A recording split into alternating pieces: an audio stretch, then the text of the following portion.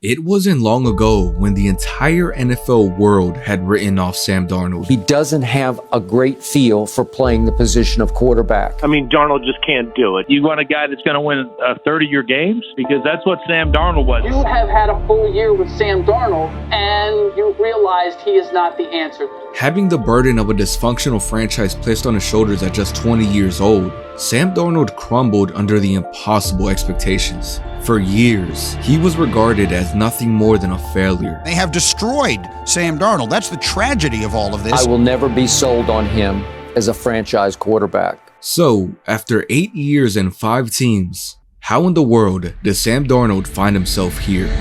They're bringing it home again.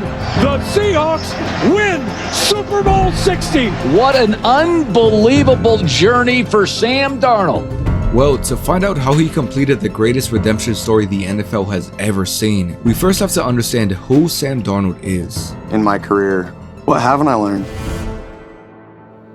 Born in Southern California, Sam Darnold grew up in a family full of athletes. From a young age, he played everything, and he excelled at everything. I started playing tackle football in 3rd grade. My parents were all for it. They wanted to just put me in whatever I wanted to play. I was playing basketball, baseball, football. At San Clemente High School, Sam Darnold played varsity basketball and football. He was a starting point guard in the basketball team, was a league MVP as a sophomore. On the football field, he was a two-way starter for us. He played wide receiver, he played outside linebacker. But everything changed in his sophomore year when a midseason injury to San Clemente starting quarterback gave Sam Darnold his opportunity. He leads us to a victory in his very first game, and that's when you saw, like, this guy here is really something special. It's something that we call the it factor. His breakout came in his senior season where he led San Clemente to a 12-2 record, threw for nearly 3,000 yards and 39 passing touchdowns, and added 700 rushing yards and 13 scores on the ground. He had become one of the best high school prospects in the nation, with offers from top programs across the country. But there was only one school he wanted, his dream school, USC. At the University of Southern California, Darnold didn't get his opportunity until his second year, but the moment he was called up to be the team starter, he never looked back. Darnold looking in the end zone. Touchdown! He'll throw again. Smith-Schuster, he's got it. Darnold has a lot of time, flies over the middle, touchdown! Deontay Burnett with the hat trick. Some people are put on this earth to do one thing. He is a born quarterback, huh? After just 2 years as a starter, he had propelled himself towards being one of the best quarterbacks in all of college football, and arguably the best prospect when he declared for the 2018 NFL Draft. However, as talented as he was still generally viewed as very raw and unpolished. At just 20 years old, he was one of the youngest prospects the NFL Draft had ever seen. One thing was clear, whichever team selected him knew that developing this young kid and giving him time was going to be paramount in his success. With the 3rd pick in the 2018 NFL Draft, the New York Jets select Sam Darnold. This is just a home run. They got the best quarterback in the draft. On every board I talked to was Darnold. He's just 20 years old. Sam Darnold, the new young quarterback that the Jets hope can be their quarterback for the next decade. The New York Jets weren't just a bad football team. They were a franchise built on dysfunction. A team that at every corner had found a way to ruin its players. Sam Darnold was drafted with the expectations of being their savior. But it didn't take long at all for him to realize that just like the players that preceded him, the help they would provide him with would be insufficient. Like clockwork, Darnold was thrown to the wolves and was named the Week 1 starter. And his very first pass in the NFL foreshadowed exactly what he was getting into. And it's going to be a pick 6 for Quandre Diggs on the very first play of Sam Darnold's debut. His rookie year was a roller coaster. Some weeks he flashed his ability, other weeks he single-handedly lost games. But he ended the season strong, playing as one of the better quarterbacks in the league over his final 4 games. Still scrambling, hurls one into the end zone, it's caught, touchdown! What a play by Sam Darnold! Still, the Jets ended the year 4-13. The 2018 season made it apparent that while Sam Darnold had potential, he still needed to develop. But 2019 made it abundantly clear that the Jets had no intention of helping him get there. When the Jets fired head coach Todd Bowles after Sam's rookie year and replaced him with Adam Gase, Darnold learned that in this organization, the only constant was that there was no constant. The ownership of his team is a disaster. It's the same old, same old, same old. I got to tell you, I got no confidence that they're going to get it right this time. I just don't. I mean, why should I, bro? What should have been a breakout year in 2019 became another year of dysfunction. Darnold missed time early on after he was diagnosed with mononucleosis. A couple of weeks after his return, he had a dreadful performance against the Patriots, throwing 4 interceptions in a 33-0 shutout loss. In that game, Darnold was visibly shell-shocked. Seeing ghosts. Seeing ghosts. That's not good. He said at one point on the ESPN broadcast that I felt like he was seeing ghosts out there. Oh, he did? Yeah. Oh, man, that's the boogeyman. It's real. It was a rough day out there, rough night out there, and obviously I got to be better. And Sam Darnold had no weapons, no offensive line, no real coaching, no patience, nothing. Every week he was thrown out there and was expected to be Superman, expected to save a franchise that was actively sabotaging him. Yet, somehow Darnold found a way, and he led the Jets to a 7-9 record after starting the season off 1-7.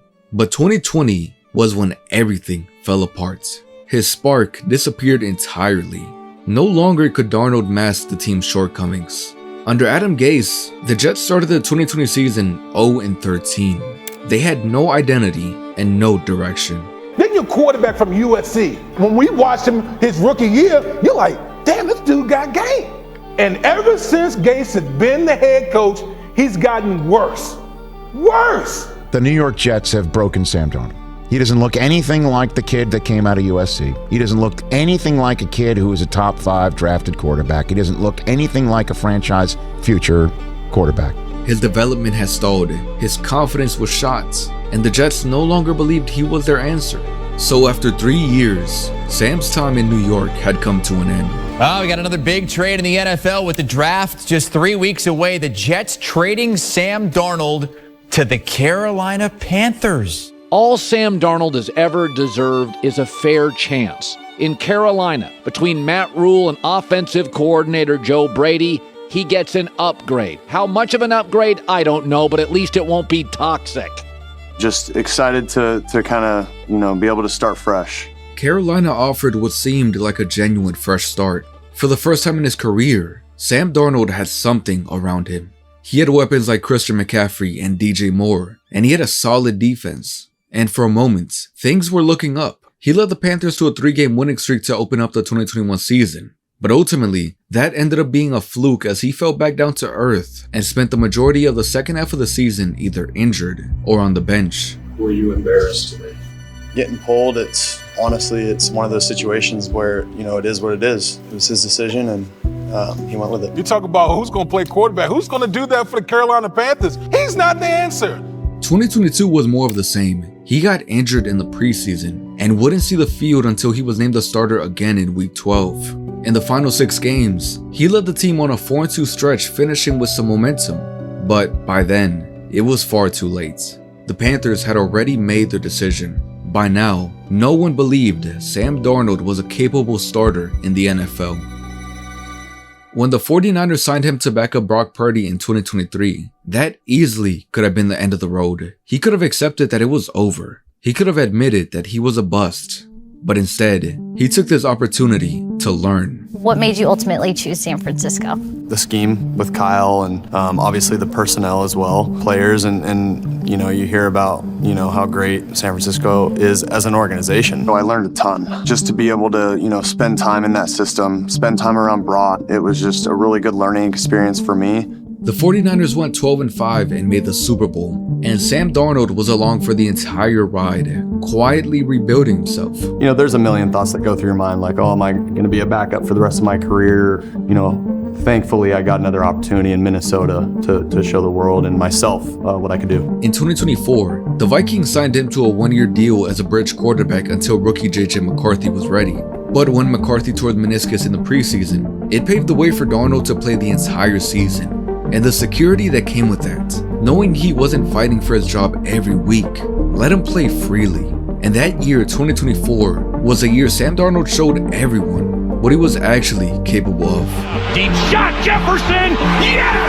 Caught at the 50, heads one to the 40, cuts back to the 25, heads to the right, to the 5, touchdown! A 97-yard touchdown! For the first time in his career, Sam Darnold played with a legitimately great football team around him. Elite coaching, real weapons, a great defense, and genuine support from the locker room. Week by week, win by win, he slowly tore down every narrative that had followed him for years. Pass right, caught Addison to the end zone, touchdown! For the first time in his career, he's thrown 5 touchdown passes in a game. It's awesome. There's no other place I'd rather play, and just so grateful to be a Viking.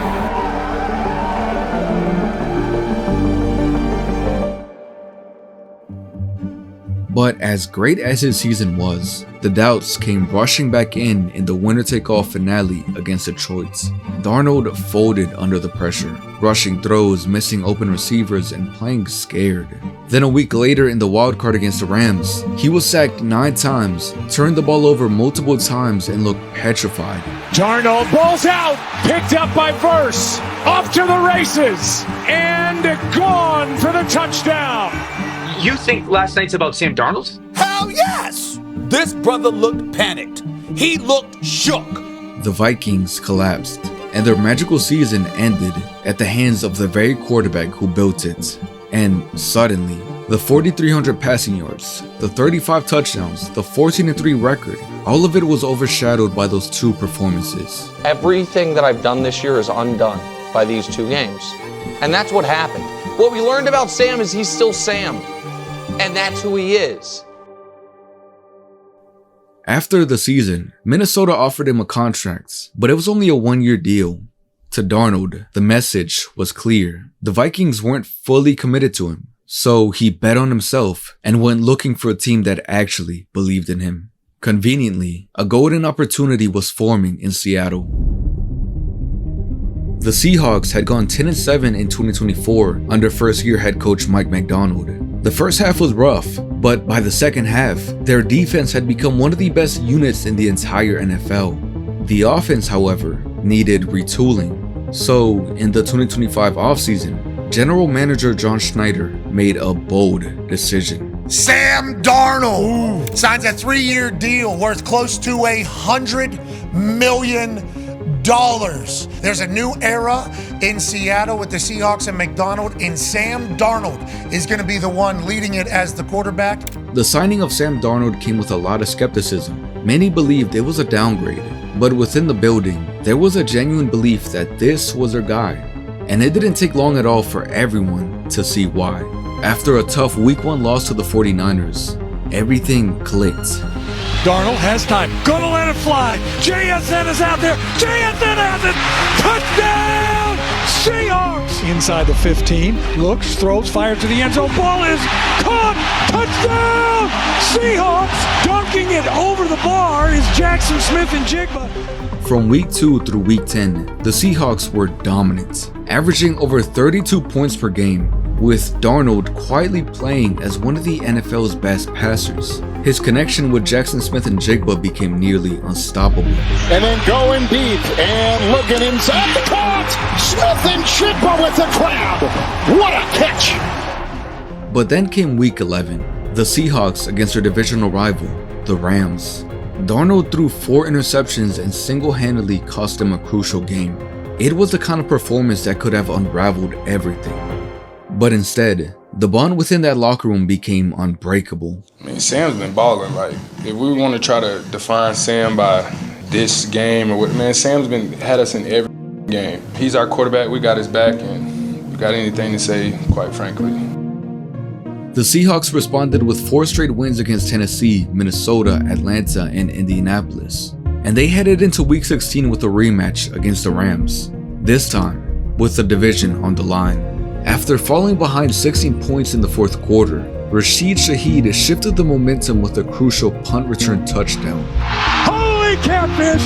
Touchdown! Seahawks! Rashid Shaheed does it again! Then in overtime, he came up big with a clutch game winner. Darnold has time, looks inside, it's caught! Touchdown! The Seahawks win the game again on the last play of the game! That victory essentially secured the Seahawks the #1 seed in the NFC, as they ended the year with a 14-3 record. Sam Darnold ended the regular season with over 4,000 yards and 25 touchdowns, but also had 20 turnovers. As dominant as the Seahawks were, there was one thing they couldn't do if they wanted to win it all: turn the ball over. Many believed that the playoffs would finally expose Sam Darnold. Instead, he played some of the cleanest football of his entire life. In the divisional round, he stayed disciplined and let his team go to work against the 49ers. And, well, this game was over before it really even started. With the seam, Shaheed breaks through, still going! Shaheed's gonna take it all the way! Open the game with a 95-yard touchdown Seahawks! In the NFC Championship, Darnold faced off against the Rams for the 3rd time. A year earlier, this same team had embarrassed him, but this time, Sam Darnold was flawless. He was patient in the pocket, decisive with the ball, and he went blow for blow with the league's best offense. Darnold looking at him again. Hit as he throws, man open! Guess who? Smith-Njigba! Touchdown, Seattle! When the defense couldn't stop Matthew Stafford, Darnold kept scoring. 3rd down here, over the middle, Cooper Kupp! It's in! Touchdown, Seahawks! He gave Mike McDonald time to adjust, and in the 4th quarter, Seattle's defense shut the Rams out completely. Desperation for Stafford. 8 seconds left. Loading up near side Nakua. Is he out of bounds? That's going to do it. The Seahawks soar to Super Bowl 60. A 346-yard, 3-touchdown performance by Darnold propelled the Seahawks to the Super Bowl. The team waiting for him at the end was the New England Patriots, the same team that made him see ghosts almost 7 years ago. The story of Sam Darnold really sounds like a book of fiction, but the adversity he went through is very real. The jokes, the scrutiny, the hate, all of it could have broken him. At 20 years old, he was given the burden of saving a broken franchise. In Carolina, he was given a second chance, but he wasn't quite ready. In San Francisco, he remained humble, put his head down, and rediscovered himself. In Minnesota, he proved that he could still play. And in Seattle, he finally understood something that he'd been fighting his whole career to figure out. He didn't need to be a savior. He just needed to be Sam Darnold. Through all of it, through every setback and every low point, he never stopped believing. And that belief led him here. Super Bowl 60, on the verge of completing the greatest redemption story the NFL has ever seen. George Holani's the running back. Big to him. Darnold to the end zone. Barner's got a touchdown. Sam Darnold proved that until they bury you, you're not dead. That day, Sam Darnold silenced every last critic, ended every narrative, and rewrote his story. 3, 2, 1. The Seahawks win Super Bowl 60. He's proven he can be a champion, that he can captain a championship team. That day, he became something that no one will ever be able to take away from him. He became Sam Darnold, the Super Bowl champion. Sam, what does this moment mean? It's unbelievable. You know, just everything that's happened in my career, but to do it with this team, I wouldn't want it any other way. All my teammates, all my coaches I've ever had, always believing in me. I've always believed in myself because of my family and my friends, so it's as simple as that. As long as you believe in yourself, anything's possible.